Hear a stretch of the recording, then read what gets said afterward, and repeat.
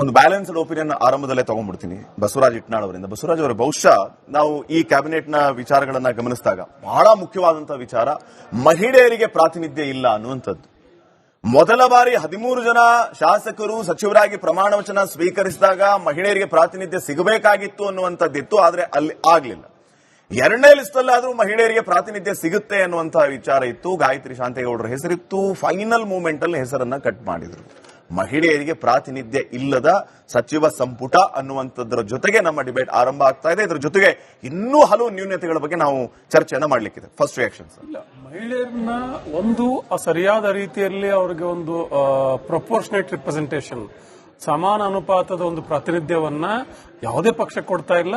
ಅದರಲ್ಲೂ ಕೂಡ ಕಾಂಗ್ರೆಸ್ ಸಮಾನತೆಯ ಬಗ್ಗೆ, ಸಾಮಾಜಿಕ ನ್ಯಾಯದ ಬಗ್ಗೆ ಅದರ ಚಾಂಪಿಯನ್ಗಳು ಕಾಂಗ್ರೆಸ್ ಪಕ್ಷ ಅಂದ್ರೆ, ಅವ್ರ ಪಕ್ಷದಲ್ಲಿ ಈ ರೀತಿ ಅನ್ಯಾಯ ಆಗೋದು, ಅದರಲ್ಲೂ ಕೂಡ ನೀವು ಒಂದು ಪಟ್ಟಿಯಲ್ಲಿ ಇದ್ದಂತ ಹೆಸರನ್ನ ಆಮೇಲೆ ತೆಗೆದಾಕಿ ಅದು ಸಾರ್ವಜನಿಕ ವಲಯದಲ್ಲಿ ಹೋಗಿ ಆಮೇಲೆ ಬರಬೇಡ ಅಂತ ಹೇಳೋದಿದೆಯಲ್ಲ, ಮಹಿಳೆಯರಿಗೆ ಬಹಳ ದೊಡ್ಡ ಅವಮಾನ ಇದು. ಮತ್ತೆ ಐ ಡೋಂಟ್ ನೋ, ಯಾಕಂದ್ರೆ ಅನೇಕ ಬೇರೆ ಬೇರೆ ನಾಯಕರು ನೋಡಿದಿರಿ ನೀವು, ವಿಷಯ ಕುಡಿಯಕ್ಕೆ ಹೋಗಿದ್ದಾರೆ, ಏನೇನೋ ಸುತ್ತು ಪ್ರತಿಭಟನೆ ಮಾಡ್ತಿದ್ದಾರೆ. ಮಹಿಳೆಯರಿಗೆ ಯಾರಿಗೂ ಸಿಟ್ಟು ಬರ್ತಾ ಇಲ್ವಾ? ಅದು ನನಗೆ ಆಶ್ಚರ್ಯ ಆಗ್ತಾ ಇದೆ.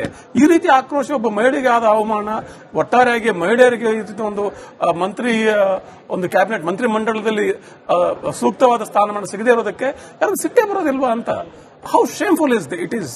ಅದು ಸಿದ್ದರಾಮಯ್ಯ ಆಗಿರಲಿ ಅಥವಾ ಡಿ ಕೆ ಶಿವಕುಮಾರ್ ಆಗಲಿ, ಬಿ ಕೆ ಪ್ರಸಾದ್ ಆಗಿರಲಿ, ರಾಹುಲ್ ಗಾಂಧಿ ಅವರೇ ಆಗಿರಲಿ, ಮಹಿಳೆಯರನ್ನು ಹೀಗೆ ನಡೆಸಿಕೊಳ್ಳೋದಿದೆಯಲ್ಲ, it is really shameful at this day and age.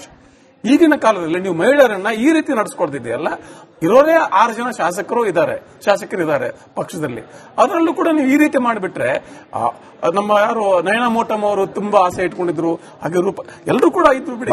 ಆಮೇಲೆ ಲಕ್ಷ್ಮೀ ಹೆಬ್ಬಾಳ್ಕರ್ ಈಗಾಗಲೇ ಒಬ್ಬ ಮಂತ್ರಿ ಆಗಿದ್ರು. ಅವರು ಎಲ್ರು ಈ ಕಡೆ ಹೊಸ ಮುಖನೂ ಇಲ್ಲ, ಈ ಸಲ ಸೀನಿಯಾರಿಟಿನೇ ಇಲ್ಲ.